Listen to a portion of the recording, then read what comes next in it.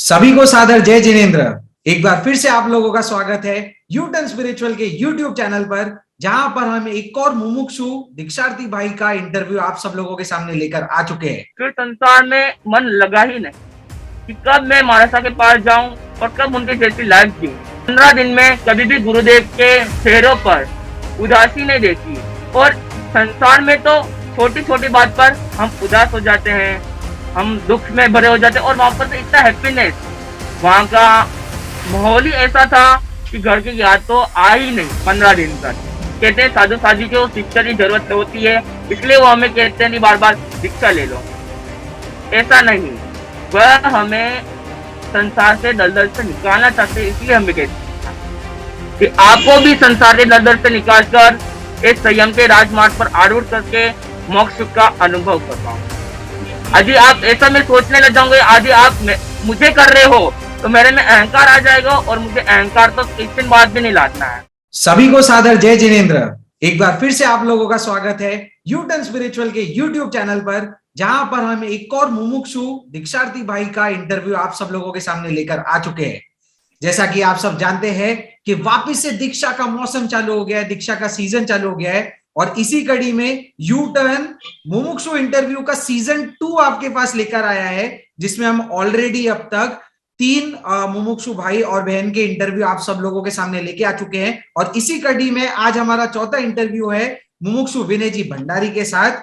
तो इंटरव्यू की शुरुआत करने के पहले अगर आप इस चैनल पर नए हैं तो कृपया इस चैनल को सब्सक्राइब कर लीजिएगा और पास में दिए हुए बेल आइकन को प्रेस कर दीजिएगा, ताकि ऐसे ही मुमुक्षु भाई बहनों के इंटरव्यू, इनके वैराग्य की कहानी और साथ ही बहुत सारे spiritual videos on spirituality and science आप सब लोगों के सामने निरंतर उपलब्ध होते रहे।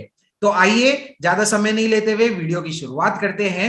तो सबसे पहले मैं आपको ये मुमुक्षु भाई के बारे में थोड़ा सा शॉर्ट इंट्रोडक्शन देना चाहूंगा। इनका शुभ नाम है विनय जी भंडारी। इनकी उम्र है मात्र 22 साल के हैं। ये बॉर्न एंड ब्रॉटम है सूरत के और इनका जो नेटिव टाउन है वो है ब्यावर राजस्थान में। इनने आगम की जो पढ़ाई है उसमें 3 शास्त्र को कंठस्थ कर लिए, जिसमें सुख विपाक सूत्र, 10वें कालिक और आवश्यक सूत्र है। इसके अलावा भक्तामर, 25 बोल, 67 बोल, इसके अलावा अन्य कई थोकड़े और अन्य कई स्तोत्र इनने पढ़ लिए हैं और बहुत सारे आगमों का इनका अध्ययन निरंतर चल ही रहा है।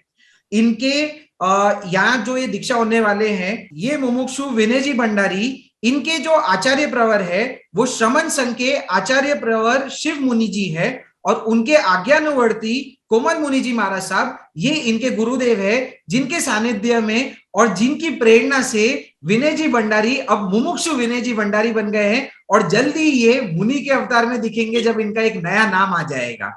तो आइए अब हम ये जानते हैं कि इनको ऐसा क्या हुआ। साथ ही में इनके पिताजी का नाम है बुधराज जी भंडारी और इनके माताजी का नाम है रेखा जी भंडारी। तो आइए अब वीडियो की शुरुआत करते हैं। तो विनय जी, सबसे पहला प्रश्न वही प्रश्न है जो सबसे कॉमन है, जो सब लोगों को पूछा जाता है कि भाई आपकी उम्र मात्र 22 साल की है, संसार अवस्था में हो, भोग का टाइम है, आजकल तो इंस्टाग्राम, फेसबुक, ट्विटर इसका जमाना है, आप आगे जाके पढ़ाई कर सकते हो, लोगों को फॉरेन जाना होता है, बड़ी बड़ी गाड़ियां बंगले लेने होते हैं, पर आपको ये क्या हो रहा है कि आप संसार त्याग करके दीक्षा लेना चाहते हो, एक जैन मुनि बनना चाहते हो। सभी को सादर जय जिनेन्द्र। गुरु भगवंतों के पवन चरणों से बंदन नमन। जी, आपका क्वेश्चन राइट है कि कैसे वैराग्य भाव आए और मात्र 22 वर्ष में ही क्यों। तो यह कहना चाहूंगा, सर्वप्रथम भगवान महावीर को याद करते हुए, जो गौतम स्वामी को प्रभु महावीर ने 3 वर्ष बोले थे, समय गोयम माँ पमाए, उनको हम याद करते हैं कि समय का भी हमें एक समय का भी प्रमाद नहीं करना है। तो आज की इस दुनिया में हम कितना टाइम प्रमाद में बिता रहे हैं, आंखें झपकने में भी असंख्यात समय हो जाते हैं और हम तो कल्पना नहीं कर सकते कि हम कितना टाइम वेस्ट कर देते हैं इस जीवन में। और 22 वर्ष की में कह रहे हैं, तो जब हम सुनते हैं पर्यूषण के दौरान कि जब आत्माता अतिमुत कुमार संयंत्र मार्ग पर आगे बढ़ सकता है और इस पंचम आर्य में जब अरबों की संपत्ति होते हुए भी भव्य कुमार जैसे बिरले संयम के मार्ग पे आगे बढ़ सकते हैं तो हम क्यों नहीं। मानव जीवन का सार एक ही है, संयम है, और हम सभी की इच्छा एक ही है, मोक्ष की प्राप्ति। यदि संयम के बिना भगवान महावीर को मोक्ष नहीं मिला तो हमें कैसे मिल सकता है। जब भगवान महावीर को भी संयम मार्ग पर आरूढ़ होना ही पड़ा, जब अतिमुख कुमार जैसे विरलों को भी संयम के मार्ग पर आरूढ़ होना पड़ा, अर्जुन, माली, रोनेचर, किस किस की व्यथा आपको बताऊं। सभी का कल्याण एकमात्र संयम लाइफ से ही हुआ है। एवं आज हम सुनते हैं संसार दुख से भरा हुआ है और प्रत्येक संसारी स्वार्थ से भरे हुए हैं। किसी ना किसी को कुछ ना कुछ स्वार्थ होता ही है। केवल एक गुरु ही है जो निस्वार्थ भाव से हमें धर्म की आराधना देते हैं, धर्म की साधना देते हैं एवं मोक्ष प्राप्ति का मोक्ष को पाने की राय देते हैं, उनका राह दिखाते हैं हमें। तो वैसे गुरु के पास में हम दीक्षा ना ले तो क्या करें।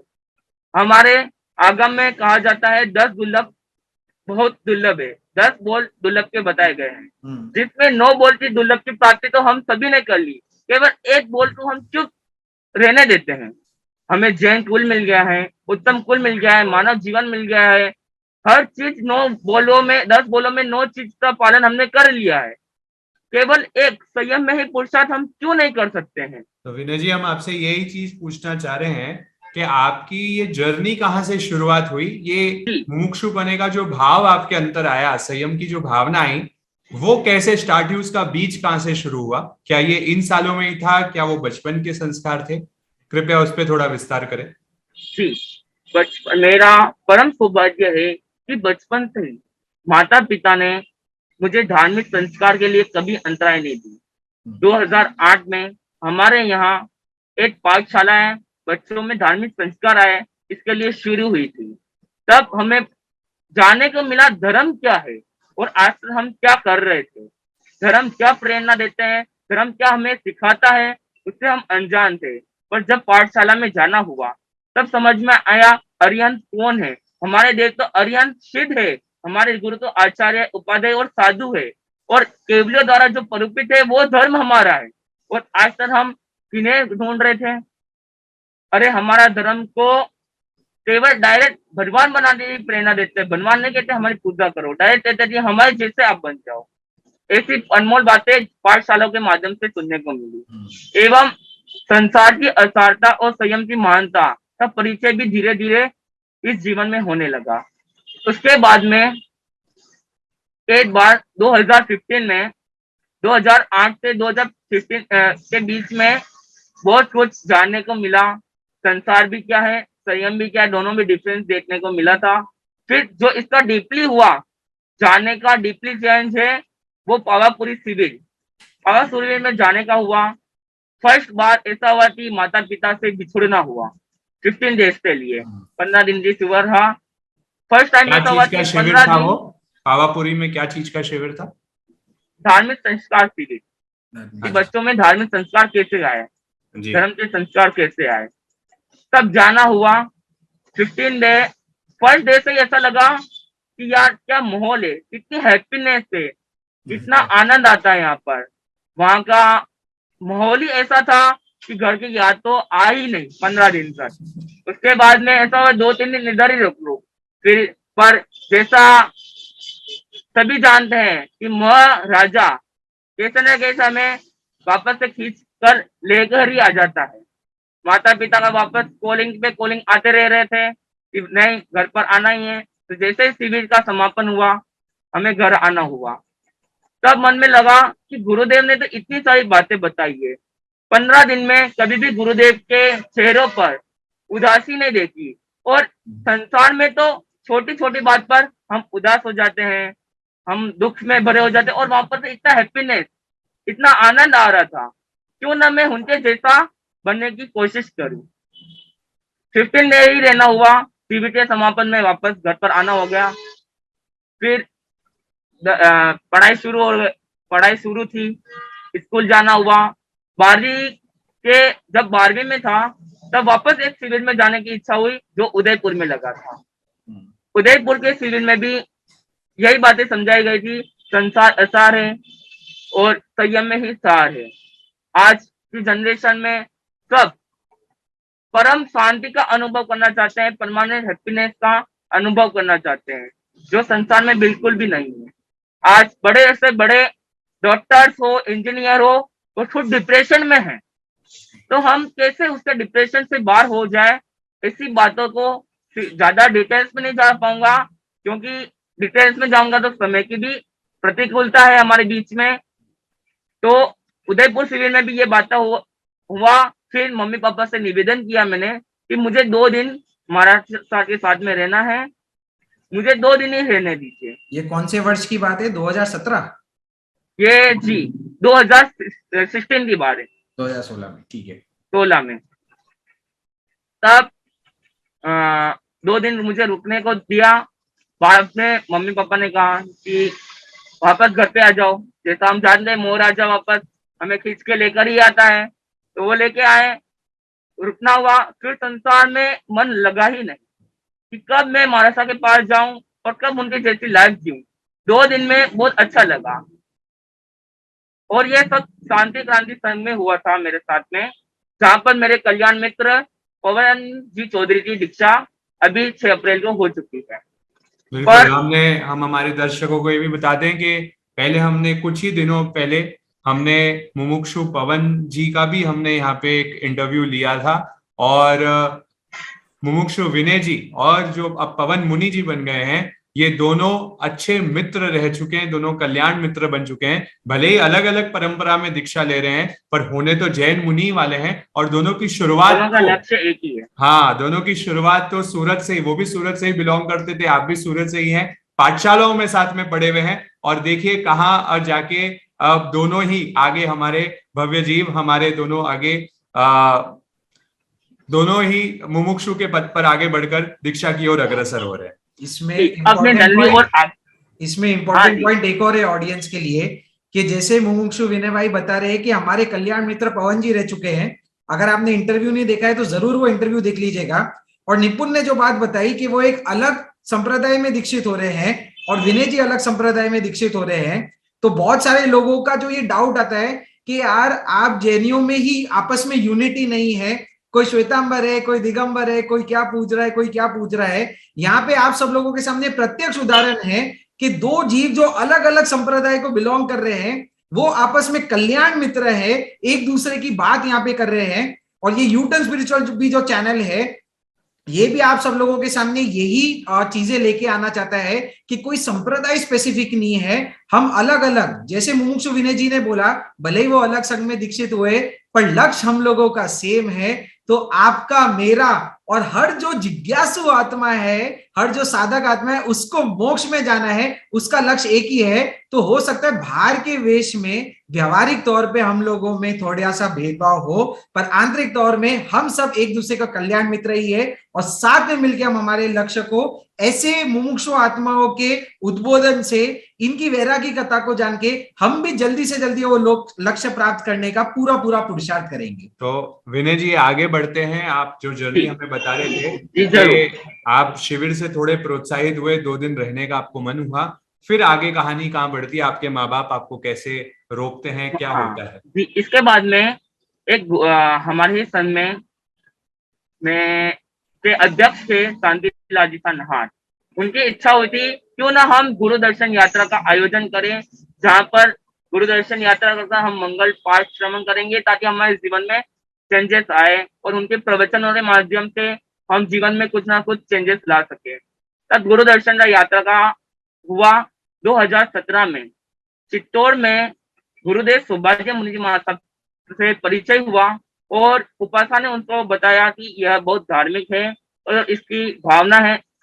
क्योंकि जब शिविर में जाता था तो तब मैंने एक नियम पहले ले लिए थे, उदयपुर शिविर में बताना भूल गया था कि मैं दीक्षा ही लूंगा, और उसी शिविर में मैंने नियम ले लिए थे कि शादी मैं नहीं करने वाला हूँ, चाहे कुछ भी हो, ना मुझे शादी करनी है और ना मुझे बिजनेस और जॉब करनी है। ये दोनों का मैंने नियम लेकर घर पे आए थे, तो मम्मी पापा ने कहा शादी नहीं करनी, वो तो कुछ नहीं, बिजनेस और ये तो कर, हमारी सेवा तो कर ले। मैं कहा नहीं, इसके भी मेरे नियम ही हैं और मैं मुझे दीक्षा ही लेनी है।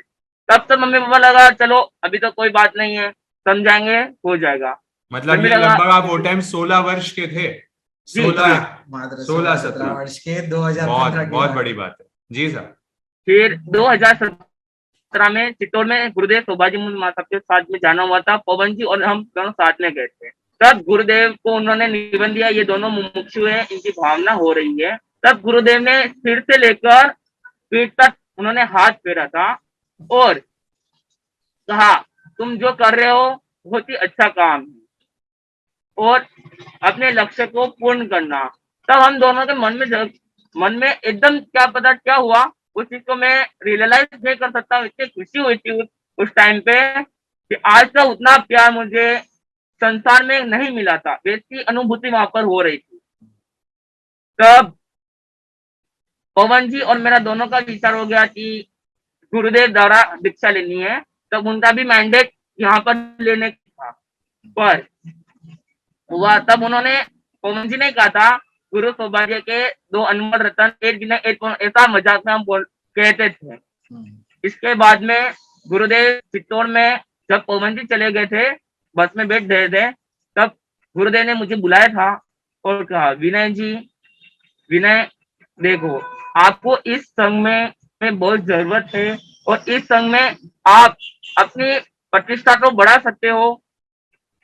और गुरुदेव की बात, तब मैंने गुरुदेव को वचन दे दिया था मैं गुरुदेव आपके समक्ष ही दीक्षा लूंगा।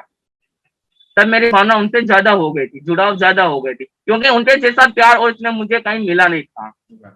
इसके आगे मेरी बात चालू हुई थी, धीरे धीरे प्रोग्रेस हुई, घर पे भी रहना हुआ। 1 साल मैंने माता पिता के कहने से संसार में बिजनेस करके देखा, 1 ईयर। और बाद में जब गुरुदेव 2019 में गुरुदेव सौभाग्य मुनि माता का देवलोक गमन हो गया था, तब पवन जी और मैंने दोनों ने आंसू भी बहा रहे थे और रात तक खाना भी नहीं खाया था, ऐसे सो गए थे।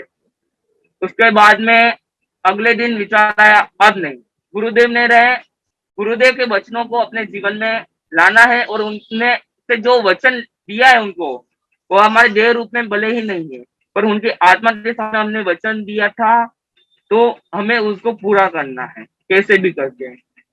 फिर मेरी भावना हो गई चलो वो तो नहीं है पर उनके गुरु भाई अर्थात मदन मुनि जी महाराज साहब है, तो उनके साथ में ले लूंगा दीक्षा। तब 7 दिसंबर 2020 को उनके साथ में मेरे प्रोफेसर के साथ में उनके साथ जाना हुआ और वहां पर मैंने कह दिया मैं वहां पर रह के रहूंगा। यदि मुझे वह संयम जीवन अच्छा नहीं लगेगा तो भले मैं गृहस्थ में रहूंगा पर आगे कभी ना कभी दीक्षा जरूर लूंगा। यह तो डेफिनेटली दीक्षा डेफिनेटली कभी ना कभी मेरे जीवन में लूंगा ही लूंगा। आगे 7 दिसंबर को गुरुदेव के सानिध्य में रहना हुआ। 20 दिन बाद में मैंने कह ही दिया था घर पे मुझे आज्ञा पत्र चाहिए, नहीं तो मैं घर पर नहीं आऊंगा। तब माता पिता विलाप से संताप से रोने लग गए थे। मैंने कुछ भी नहीं, क्योंकि एक संयमी आत्मा इस चीज में पड़ जाएंगी तो वह, और यह मोह राजा था ना कि वो निर्मित थे, यह मोह राजा था कि मोह हम तो कैसे अटैचमेंट करता है, वो मोह से बता रहा था कि नहीं आज वापस। और मोह हमेशा हमको संसार को डूबते हुए अच्छा लगना चाहता है। मोहनीय कर्म ये चाहता है कि सारे संसारी धर्म में फंसे और चारों गतियों का भ्रष्ट रहे, पर नहीं, गुरुदेव सौभाग्य मदन मुनि के नहीं आए हैं जीवन में तो ऐसा कुछ करके जाओ कि आने वाली पीढ़ी आपसे कुछ प्रेरणा लेके और आगे कुछ करे। तब 20 दिसंबर के बाद में मैंने बोल दिया था। तब मम्मी पापा ने वापस समझा नहीं हमारे साथ में कर बाद में ले लेना, नहीं मैंने बोल दिया नहीं लेनी है मुझे। तब मैंने देखा कि यहाँ पर मैं रहूंगा तो नहीं हो पाएगा, एक बार क्यों ना मैं घर पे जाके उनसे प्रत्यक्ष रूप से डायरेक्टली बात करके उनको समझाने का कोशिश करता हूँ। तब नहीं हो, घर पे जाने हुआ, घर पर भी बात हुई, पर कहते हैं ना माता पिता का प्यार, ऐसे माता पिता का मोह बेटे से इतना जल्दी छूटता नहीं। फिर माता पिता ने अलग अलग प्रलोभन दिए कि ये कर लेना, भले तू बिजनेस मत करना, कुछ भी मत करना, घर पर ही रहना। मैंने बोला नहीं, मुझे दीक्षा लेना और यही समय है। क्योंकि गुरुदेव सौभाग्य मुनि माता हमारे बीच में नहीं रहे, अब उनकी बातों को मुझे अमल करना है। उसके बाद में जीवन में वापस से गुरुदेव के पास जाना हुआ। उससे पहले जाना हुआ, वापस सुनना हुआ कि 1-2 महीने और गुजारे, कि तूने 20 दिन में, उन्होंने यही कहा माता पिता ने, 20 दिन में तुझे ऐसा क्या देख लिया तूने। मैंने कहा ठीक है, और 2 महीने और गुजार के और अच्छी बातें सीख लेंगे। 2 महीने हुआ, वापस मैंने बोला ऐसा नहीं होने वाला, क्या पता मैं ऐसे 2-2 महीने करके जाऊंगा और बहुत देर हो जाएगी। तब मैंने प्रण लिया कि अब मैं एक अभिग्रह लेता हूँ कि जब तक आज्ञा नहीं मिलेगी तब तक मैं पालना नहीं करूंगा। अब घर पर, और मैं यदि यहाँ पर करूंगा, गुरुदेव के समक्ष में करूंगा, तो माता पिता पर ज्यादा असर नहीं होगा, क्यों ना उनके साथ में रहकर ही ये करूँ तो जल्दी हो जाए। वापस मेरा घर पे आना हुआ, फिर उपवास किया, बेला किया, बेला पे अभिग्रह ले लिए 5, पहला अभिग्रह वही था और 4 सरल थे, एक आज्ञा पत्र था और 4 सरल थे। तब 5 दिन तक तो तपस्या चली थी। फिर गुरुदेव के वहां से आज्ञा आई कि नहीं, बस बहुत हो गया, माता पिता तो अब मत ज्यादा विलाप और उनको दुख देना अच्छी बात नहीं है। जब समय होगा फिर गुरुदेव के आज्ञा से वह अभिग्रह निष्फल गया। यह कह सकते हैं 4 अभिग्रह पूरे हुए, 1 अभिग्रह निष्फल गया। फिर मुझे गुरुदेव की आज्ञा, अब क्योंकि संयम जीवन में गुरु आज्ञा महत्वपूर्ण होती है, यह चीज मैंने गुरुदेव से ही सीखी हुई है। तो गुरुदेव की आज्ञा से मैंने कर लिया, फिर उसका जो भी प्रायश्चित था वो गुरुदेव ने पूरा करवा दिया। फिर वापस करा नहीं, ऐसा नहीं होगा, वापस गुरुदेव के साथ में रहना होगा। फिर पवन जी से भी पहले एक और मुमुक्षु थे, मुमुक्षु आनंद जी पोखरना, शायद उनका आपने इंटरव्यू लिया हो तो बहुत अच्छी बात है, शायद नहीं हुई होगी, वो चेन्नई के थे। तो उन्होंने सूरत में मास कमन किया था, तो उनकी बोली, उनका भी अभिग्रह था कि मेरा मास कमन का जो स्वागत करेगा उसका भी बोली मास कमन लेने वाला ही करेगा। मुझे पता नहीं था और मैंने बोल दिया कि मास कमन में करूंगा। तब वो बोली भी फल गई थी, तो मैंने मास कमन मुझे करना ही है, क्यों ना को मैं मास कमन के साथ में माता पिता को निवेदन भी कर लूं, और क्या पता मास कमन के, क्या पता तपस्या की अंतराय लग रही हो, क्या पता ये मैंने मास कमन नहीं किया ये अंतराय लग रही हो। तो गुरुदेव से निवेदन किया, गुरुदेव मुझे मास कमन करना है, तो गुरुदेव से मास कमन करने का निवेदन किया। गुरुदेव ने सहज में आज्ञा दे दी, जैसा सुख हो वैसा करो। पर एक बार याद ना, यदि तुम्हारी सारी अनुकूलता मुझे प्रतिकूलता लगी तो वहीं मैं तुम्हें स्टॉप कर दूंगा, उसके आगे मैं पचकान नहीं दूंगा, मेरे जैसी आपकी आज्ञा। तब मास कमन करना हुआ। तब मास कमन के पालने में मम्मी द्वारा मुझे आज्ञा प्राप्त हो गई। क्या बात है, क्या बात है। फिर पिताजी नहीं आए थे, क्योंकि यही कहा था कि आज्ञा दोगे तो मैं पालना करूंगा। फिर पिताजी भी नहीं आए, पर माता से आज्ञा मिलने से पालना हो गया। फिर मतलब मास कमांड खत्म होने के बाद आपको आज्ञा मिली है पालने में? जी, बहुत बढ़िया, गजब। ये 2021 की बात है के लगभग सितंबर अक्टूबर की बात थी, पर्यवेक्षण के दौरान की। इसके बाद में पिताजी द्वारा भी थोड़ी देर 1-2 महीने में आज्ञा प्राप्त हो गई, पर काल ने गुरुदेव मदन मुनि महाराज को भी हमसे बिछुड़ दिए, वह भी देवलोक गमन हो गए। 25 नवंबर को एक हर्षि जी महाराज की दीक्षा करा के, उनका भी शारीरिक अनुकूलता नहीं थी और वह भी हमसे काल कर लिए। फिर गुरुदेव, उस दौरान मुझे बहुत ही अलग लगा और एकदम टूट गया, जैसे अनाथ हो गया हो जैसा लग रहा था मन में। इसके बाद में 2022 के जनवरी में गुरुदेव कोमल मुनि जी महाराज था, जहाँ मेरी जिनके सानिध्य में होने जा रही है दीक्षा, गुरु बनने वाले हैं, उन्होंने मुझे संभाला कि नहीं, वह नहीं है, पर उनकी जो भावना है वो तुझे पूरी करनी है, चाहे मेरा निमित्त ले लो या कहीं ना कहीं तू दीक्षा ले। और उनकी इच्छा थी मेवाड़ में ही दीक्षा होते रहे। तब वापस से बात हुई तो गुरुदेव के सानिध्य में हुआ, वापस धीरे धीरे बात आगे बढ़ती गई और मुहूर्त अक्षय तृतीया मतलब आकातीत जो आने वाली तब का निकला और बहुत ही अच्छा लगा। और जगह जगह जब से घोषणा हुई, जगह जगह लोगों को वैराग्य वैरानी जैसा आप पूछ रहे वैसे सुनने को मिली। केवल यही कहना चाहूंगा कि संसार से जितना जल्दी हो सके उतना जल्दी निकल जाना अच्छा है। वो दलदल में फंसने से अच्छा है सिद्ध प्रभु की आराधना करना, क्योंकि हमारा लक्ष्य मोक्ष प्राप्ति का है और मोक्ष को प्राप्त करने के लिए संयम लेना ही पड़ेगा। इस बात को हम जितना जल्दी स्वीकार करेंगे, जितना जल्दी एक्सेप्ट करेंगे, उतना जल्दी हमारे लिए अच्छा है।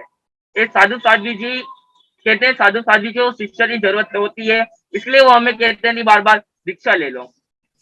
ऐसा नहीं, वह हमें संसार से दलदल से निकालना चाहते हैं, इसलिए हमें कहते, वह ये नहीं चाहते हैं कि वह फंसकर ये चारों गतियों का, यह जीव संसार में फंसकर चारों गतियों का भ्रमण करे, इसका भी कल्याण हो।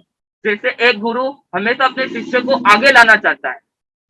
कोई भी गुरु, हम अक्सर सभी स्कूल में गए हुए हैं, एक टीचर हमेशा अपने विद्यार्थी को, एक स्टूडेंट को उनसे भी बेटर बनाने की कोशिश करते हैं। तो वैसे ही हमें भी गुरु की बातों को फॉलो करके उनके जैसा बनेंगे, क्योंकि हम महावीर की संतान हैं और महावीर की संतान महावीर बनने का प्रयत्न, क्योंकि महावीर बनने ही वाला ही होता है। क्योंकि एक पेरेंट का सपना होता है कि उनका बच्चा उनके जैसा बने। हर पेरेंट्स का होता है कि उनके मतलब हर बच्चों के लिए उनके पेरेंट्स रोल मॉडल होते हैं। वैसे ही हमारे रोल मॉडल भगवान महावीर है, तो उनसे प्रेरणा लेकर हमें महावीर जैसा बनना। मैं बोलना चाहूंगा यहाँ पे, आप देख रहे हैं विनय जी का जो इन्होंने अभी इनके मार्ग बताया है, मार्ग में जो कठिनाइयां बताई कि कैसे माँ बाप का इनको जल्दी से आज्ञा नहीं मिली, बट ये इनके इंटरव्यू से हमें स्पष्ट रूप से समझ आ रही है कि दीक्षा कोई शारीरिक शक्ति से नहीं आती है, या फिर किसी की अगर दीक्षा कोई शारीरिक शक्ति से नहीं आती है, कोई बलवान हो, कोई परिश्रमों को जल्दी से सहन कर दे, इससे दीक्षा नहीं आती है। दीक्षा तो मात्र मन के संकल्पों से आती है, हमारी विल पावर से आती है। हम कितने दृढ़ हैं तभी हमारी दीक्षा की हमारी जो भावना है वो पूरी होती है। और विनय जी के ये जो कहानी में है, हमें बहुत स्पष्ट रूप से हमें समझ आ रहा है कि मांस खमंड का पारने में इन्होंने ये भी अभिग्रह, पहले अभिग्रह ले ही चुका था, 5 उपवास में भी इन्होंने ट्राई किया था, पर तब फलित नहीं हुआ, पर आस नहीं छोड़ी, प्यास नहीं छोड़ी कि मेरे को तो आगे बढ़ना है, और ये बार मांस खमंड का संकल्प ले लिया, वो भी सहज में ही, क्योंकि एक जिनकी मांस खमंड हुआ था उसके बदले में इन्होंने ले लिया। और वहां पे लेते हुए कैसे इनकी अंतराय, क्योंकि ये तो बात एक और समझ में आ गई कि जिन लोगों की दीक्षा नहीं होती है, कहीं ना कहीं उनके अंतराय कर्म सामने आते हैं, और अंतराय कर्म को काटने का भगवान महावीर ने हमें बहुत सुगम मार्ग बताया हुआ है। वो बताया हुआ है तपस्या से कर्मों की जो है भयंकर निर्जरा होनी शुरू हो जाती है। और विनय जी की कहानी में भी ऐसा ही हुआ कि इनकी ऐसी निर्जरा हुई कि सहज रूप में माता जी ने आज्ञा दे दी, और फिर पिताजी को तो फॉलो करना ही था। तो हमें एक और याद आता है पूरे इंटरव्यू में, क्योंकि जा ये बता रहे 2016 जब 15-16 साल में इनने क्लियर ये बोल दिया था कि मैं तो दीक्षा ही लूंगा और कुछ नहीं, ना मेरे को जॉब करनी ना बिजनेस। और जैसे ये बोले कि मन का खेल है, तो इसलिए हम हमारे सेशन में हमेशा बोलते रहते हैं, हमारे पूर्वाचार्य आचार्य गुरु अस्ति जो थे, उनका सिर्फ एक ही कथन होता था, वो ये होता था कि कुछ मत सीखो, सीखो सबसे पहले मन का दृढ़ संकल्प करना। और यही चीज को चारितार्थ करते हुए विनय जी दिख रहे हैं कि इनने इतनी छोटी उम्र में ही दृढ़ संकल्प कर लिया कि ये भाई कुछ भी हो जाए दीक्षा तो मैं लूंगा। फिर आगे आगे जैसे जैसे इनको ज्ञान मिला, इन्हें मालूम पड़ा कि अंतराय कर्म है, उसको निर्जरित करने के लिए पुरुषार्थ करना है। ये भाग्य के भरोसे नहीं बैठे रहे कि जब होगा तब आ जाएगा, नहीं, मेरे को एफर्ट्स डालने हैं। आप देखिए तपस्या का तो एफर्ट था ही, फिर ये 2 दिन महाराज साहब के गए, फिर 2 महीने रहे, फिर इनको ये लगा कि यार वहां रह के आज्ञा नहीं मिलेगी तो मैं घर चले जाऊं, माता पिता क्या मालूम घर पे जाके ज्यादा कन्विंस हो। तो इनने जैसे हर एक इंसान पुरुषार्थ करता है, वैसे इनने सम्यक पुरुषार्थ किया है, सही डायरेक्शन में पुरुषार्थ किया, ये मैसेज निकलते हुए आ रहा है। इसी के साथ इनके ये जो इतना बड़ा पॉइंट अभी आया था, इसमें मैं ऑडियंस के लिए कुछ इंपॉर्टेंट टेक अवेज बताना चाहूंगा। वो सबसे पहला टेक अवे ये है कि इनकी जो ये वैराग्य की जो शुरुआत हुई है, वो हुई थी एक धार्मिक शिक्षण शिविर से, एक पाठशाला से। सबसे पहले इनने बोला 2008 में सूरत में पाठशाला हुई। आप लोगों को 2008 सुनाई दिया होगा, पर मेरे मन में आंकड़ा चल रहा था 2008 में मुमुक्षु विनय भाई की जो उम्र रही होगी वो मात्र 6 वर्ष रही होगी।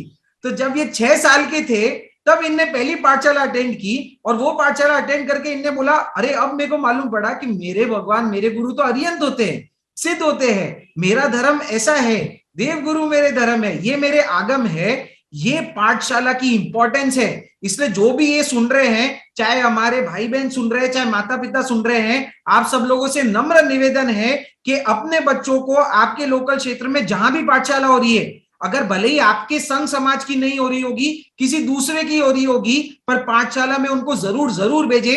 क्या मालूम अगले मुमुक्षु विनय जी वहां से ही निकल के आ जाए। ये एक पाठशाला की देन होती है। और इसी के साथ आगे चलकर पाठशाला तो बोलते हैं कि वो T20 मैच जैसा है जो छोटा सा ट्रेलर देता है, पर अगर आपको बड़ा टेस्ट मैच खेलना है जहां ज्यादा प्रैक्टिस होगी, उसके लिए एक बड़े शिविर में जाना होता है, जो ये 2015 में पावापुरी में गए 15 दिन के लिए। और वहां जाके आप देखिए कि इनके चेहरे का हर्ष दिख रहा था। आपको चाहिए तो इंटरव्यू में रिवाइंड करके देखिएगा, इंटरव्यू में इनके चेहरे पे दिख रहा है कि क्या वहां पे खुशी हुई, मैं आपको बता नहीं सकता। इनकी प्रसन्नता वहां दिख रही थी।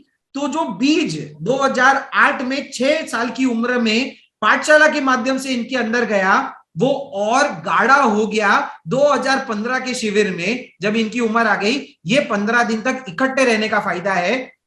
इसलिए आप लोगों से वापिस से निवेदन है, पाठशाला में तो भेजना है। इसके साथ जब भी एक समर कैंप, जैसे आप आपके बच्चों को समर कैंप में भेजते हैं अलग अलग ट्रेनिंग के लिए, तो एक बार एक समर स्पिरिचुअल कैंप में भी जरूर भेजिएगा। हमने पहले के भी इंटरव्यूज में भी देखा कि उसका बहुत बड़ा प्रभाव होता है। और फिर तीसरा जो बोलते सोने पे सुहागा होता है, वो क्या होता है कि हमने पाठशाला अटेंड कर ली, हमने शिविर अटेंड कर लिया, पर लास्ट में जाके गुरुदेव के सानिध्य में, उनके नेशाय में जाके उनके जीवन को अनुभूत करे, जो विनय जी ने किया कि मैं 2 दिन के लिए गुरुदेव के पास चले गया। और जब साक्षात गुरु के पास चले जाते हैं, भगवान के पास चले जाते हैं, तब जीवनचर्या मालूम होती है। पाठशाला में जो सुना होता है उसकी अनुभूति प्रत्यक्ष गुरुदेव के सामने बैठ के होती है। यही हमने मुमुक्षु अंश जी रावत के इंटरव्यू में देखा था कि उनने सिर्फ यही किया था कि मैं ट्राई करने जा रहा हूं, संसार में सब चीज एक्सपेरिमेंट करनी होती है, तो मैं गुरुदेव के सानिध्य में जाके 15 दिन 1 महीना रुक के आ जाता हूं, देखता हूं कि होता क्या है। वैसे ही इनने देखा। तो ये तीनों अंग हर माँ बाप का कर्तव्य है। और साथ में जो युवा बैठा है, माँ बाप का फोर्स नहीं हो, पर आप अगर खुद को साधक बनाना चाहते हो, अगर आप मोक्ष को पाना चाहते हो, तो प्लीज ये 3 अंगों का पालन जरूर कीजिएगा। पाठशाला में एनरोल कर लीजिए जल्दी से जल्दी, एक शिविर यानी एक समर स्पिरिचुअल कैंप पे जाइए, और फिर कोई भी गुरुदेव के सानिध्य में एटलीस्ट 1 हफ्ता बिता के आइए। फिर आप देखिए कि आनंद आ जाएगा। भले ही हम शायद साधु साध्वी नहीं बन पाए, पर जो भगवान ने बोला चतुर्विध संघ है, साधु साध्वी नहीं तो हम एक अच्छे श्रावक, एक अच्छे श्राविका बन के उभर के जरूर आएंगे, और हम मोक्ष के 1 कदम पास पहुंच जाएंगे। ये हमें इंपॉर्टेंट चीजें इनके इंटरव्यू के से जानने को मिल रही है। और साथ ही जो हमारा अगला प्रश्न आने वाला था, उसका तो सहज में विनय, मुमुक्षु विनय जी ने उत्तर दे ही दिया। जी विनय जी, तो हम अगले प्रश्न की ओर आगे बढ़ते हैं। और जैसा कि आपने बीच में इंटरव्यू में बताया था कि आप 1 साल के लिए बिजनेस भी आपने करना शुरू कर दिया था, है ना, और जहां आपके माँ बाप के फोर्स से आपको शायद करना पड़ा था।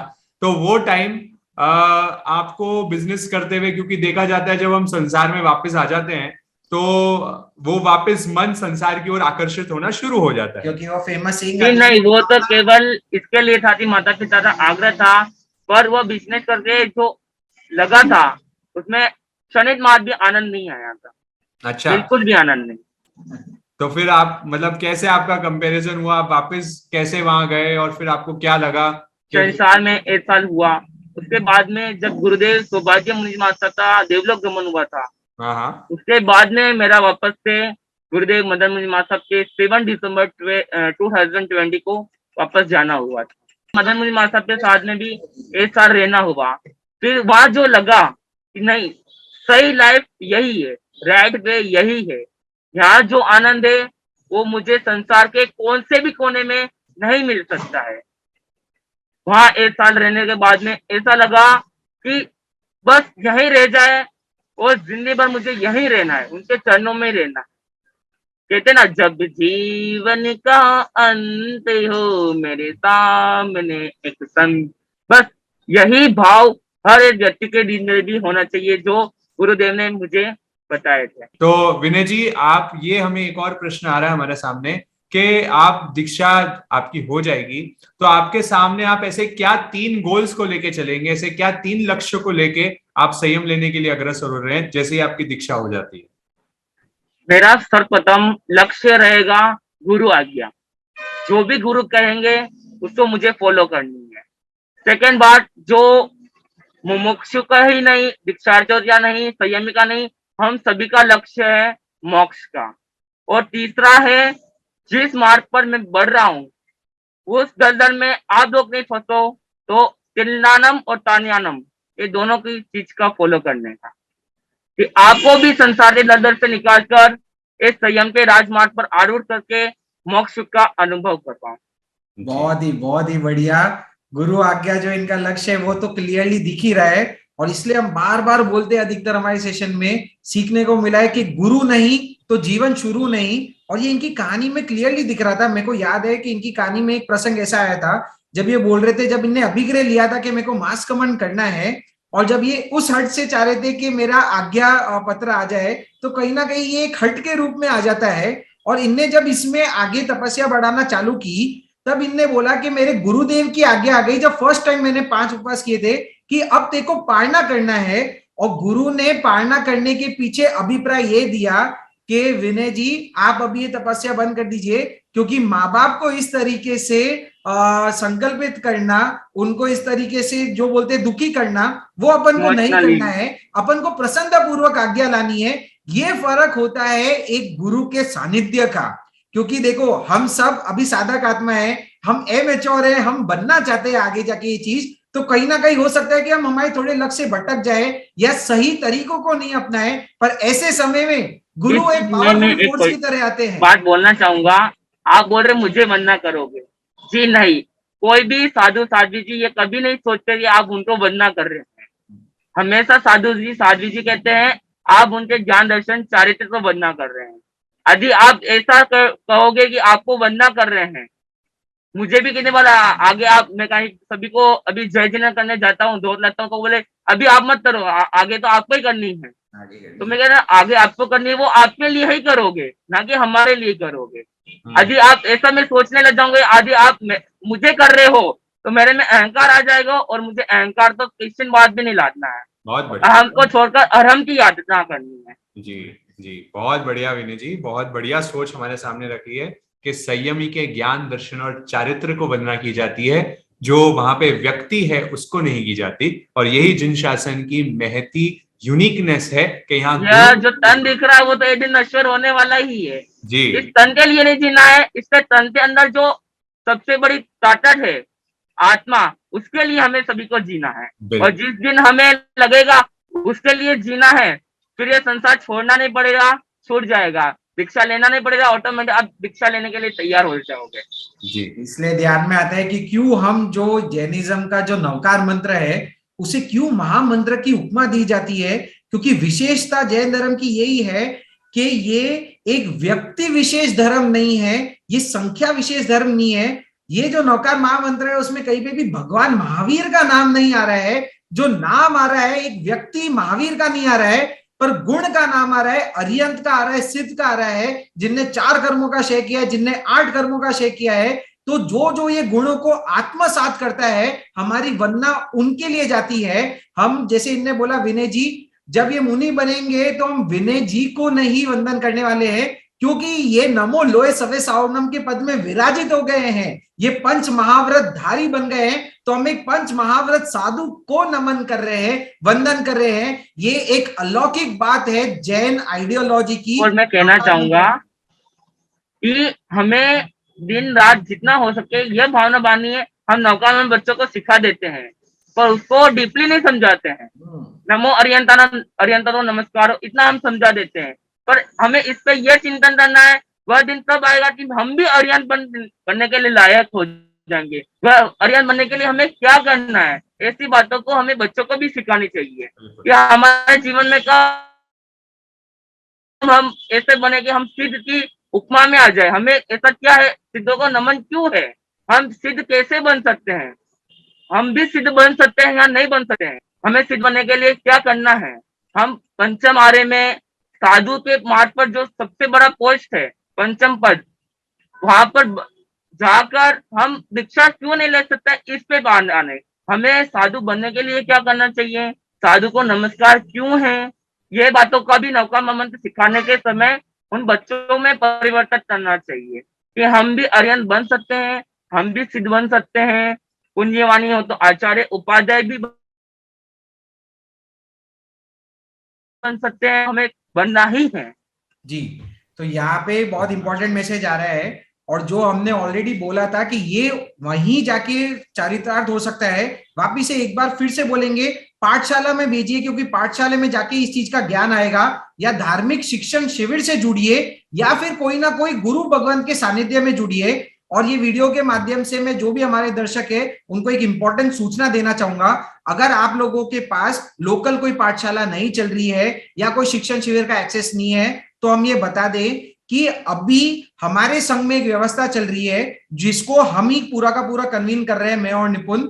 उसमें ये जो मई का महीना है, 22 मई से 5 जून तक ग्रीष्मकालीन शिविर, यानी एक समर स्पिरिचुअल कैंप जो हमने बताया था, जैसे मुमुक्षु विनय भाई पावापुरी में गए थे, वैसे ही हमारे संघ में 15 दिन का ऐसा ही कैंप होने वाला है, जिसकी पूरी डिजाइनिंग हम दोनों ने ही मिलकर पूरी की पूरी की है। अगर आप लोगों को अवसर पड़े, अनुकूलता हो, तो आप जरूर वो शिविर में सम्मिलित हो। पैन इंडिया 60 लोकेशंस पे, लगभग 60 अलग अलग लोकेशंस पे ये शिविर होने वाला है, यही डेट्स में। तो अगर आप चाहते हो कि आप अटेंड करना चाहते हो या आप आपके बच्चों को भेजना चाहते हो, और अगर आपके पास लोकल कोई सुविधा नहीं है, तो आप हमारी टीम के साथ संपर्क कर सकते हैं। डिस्क्रिप्शन में हम हमारा नंबर दे देंगे, संपर्क कीजिए और ये प्रयास उठाइए। जो मुमुक्षु विनय भाई जो हमें बोल रहे हैं, ये एक हमारी तरफ से इनके लिए एक अहोभाव होगा कि इनने हमारे लिए समय निकाला, तो हम इनकी बात को माने, और ये बात को मानने के लिए एक सिस्टम इंफ्रास्ट्रक्चर आपको अवेलेबल कराया जा रहा है। तो ये चीज का जरूर के जरूर आप ध्यान में ले जाए। और अब हम विनय जी आपसे अंतिम यही पूछना चाहेंगे कि आपका फाइनल मैसेज क्या है हमारे दर्शकों के लिए, कृपया वो बताइए। मैं सभी से यही कहना चाहूंगा कि आपने जैसा सुना कि अति कुमार, हम अक्षर पर्यूषण में, या मेरे से ज्यादा नॉलेज आप सभी के पास है ही है कि धर्म में क्या इन्होंने क्या क्या किया हुआ है। जब 8 साल का अतिमुख कुमार दीक्षा ले सकता है, 12 साल का इस जनरेशन में दीक्षा ले सकता है, तो हम भी ले सकते हैं। इस बात का हमें फॉलो करना है। और जब 8 साल का अतित कुमार जैसा हम नहीं बन सकते हैं, 8 साल में हम दीक्षा नहीं ले सकते हैं, तो हमें श्री कृष्ण जैसा जरूर बनना चाहिए कि एक बार तो गुरुदेव के समक्ष जाकर एक बार भावना बानी है कि मुझे भी संयम लेने की भावना है। जैसा श्री कृष्ण का वर्णन आज सभी से परिचित है, आज सभी जानते हैं। वह वासुदेव से इसलिए वो कारण नहीं, यदि आपको भी कोई ना किसी कारणवश वह कहते हैं कि नहीं आप दीक्षा नहीं ले सकते हो, तो आपको तो धर्म की दलाली करनी है, जैसे हमारे निपुण भैया और आप सभी यू टर्न के सेक्शन के माध्यम से जो सब कर रहे हैं।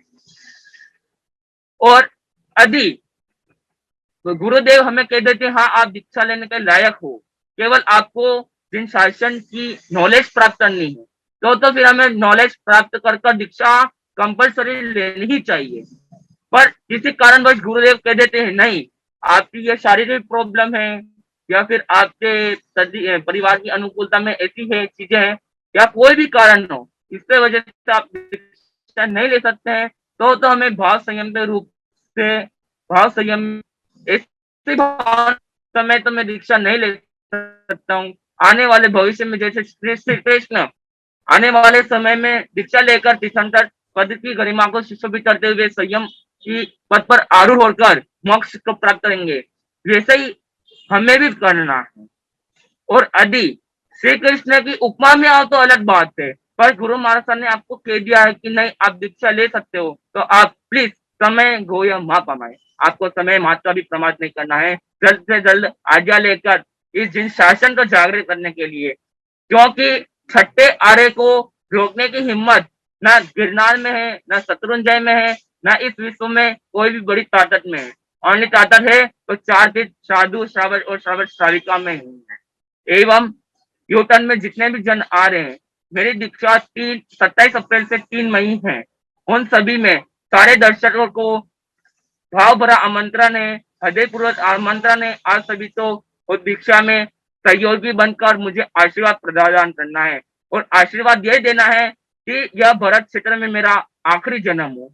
यहाँ से डायरेक्ट मैं सिमंदर स्वामी के पास जाऊं, वहां जन्म लेकर, वहां संयम लेकर फिर डायरेक्ट मोक्ष की यात्रा, मोक्ष में ही जाऊं, क्योंकि सभी जानते हैं भरत क्षेत्र से अभी मोक्ष संभव नहीं है। तो यहाँ से मुझे सिमंदर स्वामी के पास में जाकर, अरिहंत हनुमान के पास जाकर सिद्ध बबू तक बढ़ने की यात्रा करनी है। तो ऐसा आशीर्वाद देने आज सभी जरूर पधारना। एवं मैं जहां भी गया हूँ, जहां भी अपनी वैराग्य भरी बातें सुनाई है, वैराग्य तथा आनंद क्या, उन सभी को 3 नियम जरूर बताए हैं कि संयम की अनुमोदना में ले लेना या इस दिन शासन को जागृत रखने के लिए 3 बातों को फॉलो कर लेना। वह 3 बातें मैं आप सभी के बीच में भी रखना चाहूंगा।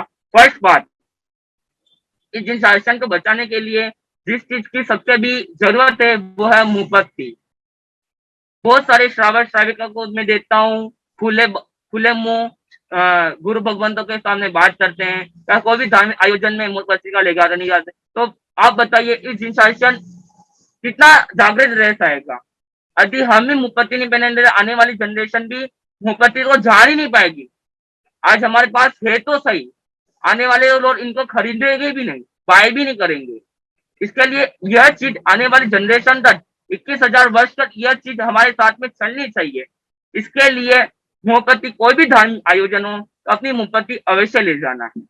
मुंहपत्ती के साथ में समय के ऊपर ले जाओगे तो सौभाग्य की बात है, आपकी ही आज्ञा होगी, आपकी आत्मा को कल्याण होगा। सेकेंड बात, मैं बहुत सारी जगह देखता हूँ जब गुरुदेव भगवान कुछ फरमाते हैं तो लोग आगे आधा प्रवचन सुनते हैं और अपने घर की ओर लौट जाते हैं या चले जाते हैं, बीच में से चले जाते हैं यदि समय की प्रतिकूलता है। ऐसा ना करें। जब तक गुरुदेव का मंगल पाठ नहीं हो जाता है हमें उस स्थान से नहीं छूटना चाहिए, क्योंकि कहते हैं मंगल पाठ श्रवण करने से बेले का फल मिलता है।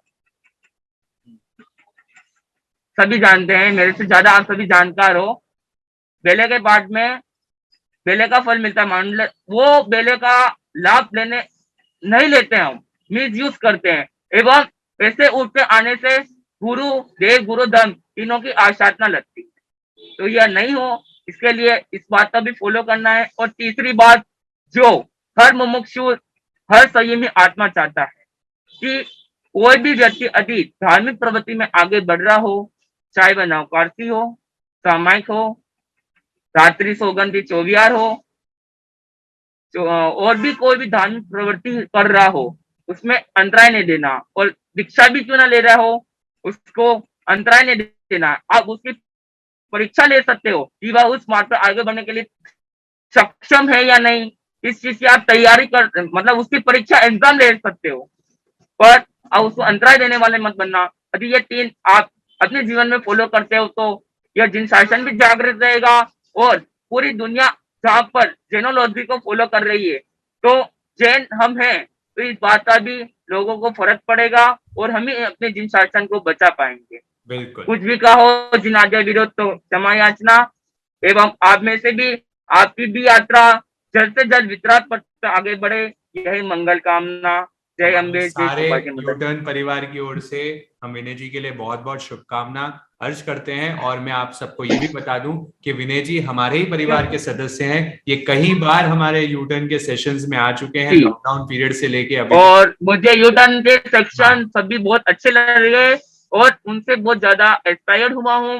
हर मुमुक्षु की कहानी भी सुनता हूँ, उनको कैसे वैराग्य आया, उन सभी चीजों को देखता हूँ। और जो भी बहुत सारे सेक्शन संस्कार निर्वित्त होते हैं, ज्ञानवर्धक होते हैं, उनको भी फॉलो करके उनमें भी जुड़कर, क्योंकि जहां से नॉलेज मिलता है वहां से कलेक्ट कर ही लेना चाहिए, समय का प्रमाद नहीं करना चाहिए। इसी भगवान महावीर हर पल हर क्षण हमें शिक्षा देते हैं जी। तो ये हमारे परिवार के ही सदस्य हैं और हम सब इनकी दीक्षा के लिए और इनके आगे के जो इनका संयमी का जीवन होगा इसके लिए हम बहुत ढेर सारी शुभकामनाएं अर्ज करते हैं। और जिस लक्ष्य से, जिस भावनाओं से आप आगे बढ़ रहे हैं, उसी भावनाओं में आप अग्रसर आगे होते रहेंगे, यही मंगल कामना करते हैं। तो सभी को सादर जय जिनेंद्र, बहुत बहुत धन्यवाद। सभी जरूर आना था।